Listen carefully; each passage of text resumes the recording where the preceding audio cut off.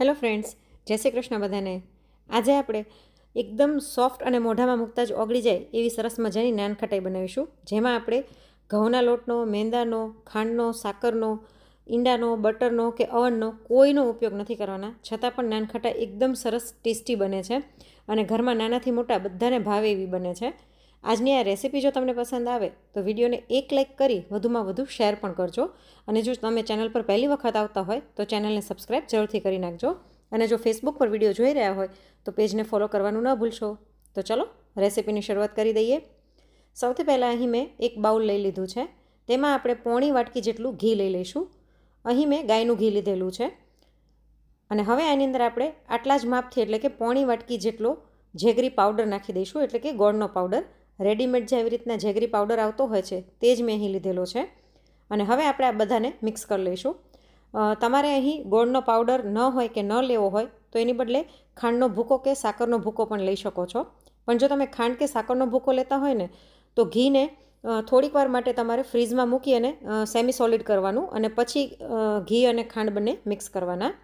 હવે અહીં મારાથી ભૂલ એ થઈ હતી કે ગોળનો પાવડર મેં લીધો ને મેં ડાયરેક્ટ નાખી દીધો હતો અને ઘીમાં ઓગળતા બહુ વાર લાગે છે. એટલે ભૂલ એ કરી કે પહેલાં મારે ગોળને ક્રશ કરી મિક્સરમાં ને પછી નાખવાનો હતો, એના બદલે મેં આખો નાખી દીધો. તો પછી મેં આવી રીતના બ્લેન્ડર ફેરવ્યું હતું. એટલે ક્યારેક ક્યારેક ભૂલ અમારાથી પણ થાય, પણ રિઝલ્ટ ખૂબ જ સરસ મળ્યું હતું. તો અહીં જો ગોળ ઘીમાં એકદમ સરસ ઓગળી ગયો છે અને બધું સરસ મિક્સ થઈ ગયું છે.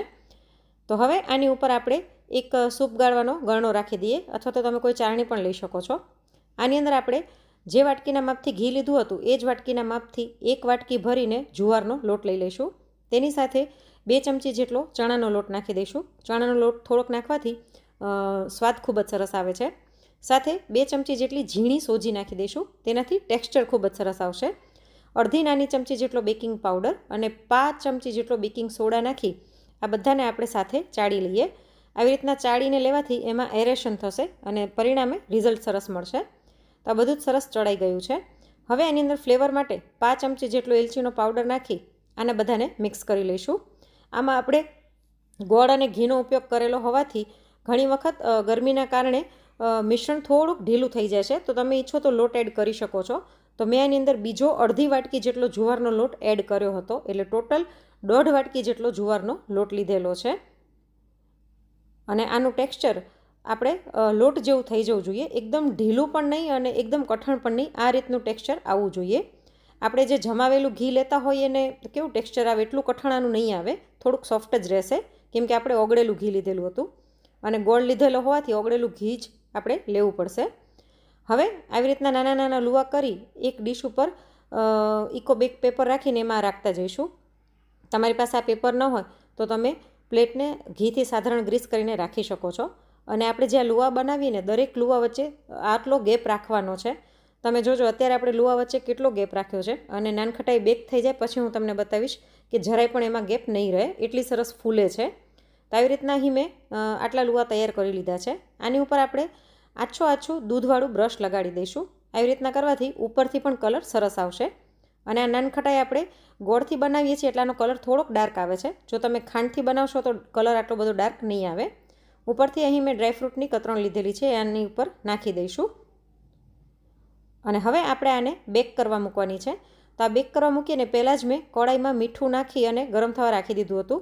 5 મિનિટ પહેલાં મૂકી દીધું હતું, એટલે એકદમ સરસ પ્રીહીટ થઈ ગઈ છે આપણી કઢાઈ. અને અંદર એક સ્ટેન્ડ રાખ્યું છે.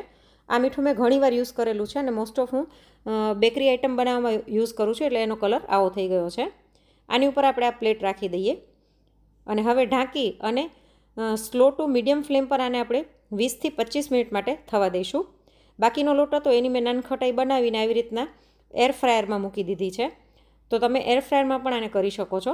એર ફ્રાયરમાં મૂકી અને 150 ટેમ્પરેચર ઉપર આપણે આને 15 મિનિટ માટે કરશું. તમે આની બદલે જો ઓવનમાં કરવી હોય અથવા તો માઇક્રોવેવમાં કરવી હોય તો 180 ડિગ્રી ઉપર 10થી 15 મિનિટ કરી શકો છો. તો અહીં મેં આને પણ ચાલુ કરી દીધું છે.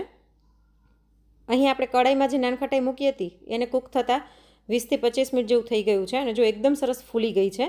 સાથે જ આપણે જે એર ફ્રાયરમાં મૂકી હતી એમાં પણ નાનખટાઈ બની ગઈ છે. તો એ પણ આપણે ખોલીને ચેક કરી લઈએ. જુઓ, આ પણ એકદમ સરસ ફૂલી ગઈ છે અને કલર પણ ખૂબ જ સરસ આવ્યો છે. તો આ નાનખટાઈને આપણે નીચે લઈને ઠંડી થવા દઈએ. ગરમ હશે ને ત્યારે તમને સાધારણ સોફ્ટ લાગશે, પણ ઠંડી થયા પછી એનું ટેક્સચર આવી જશે સરસ. જો હું તમને બતાવું કેટલી સરસ ફૂલી છે.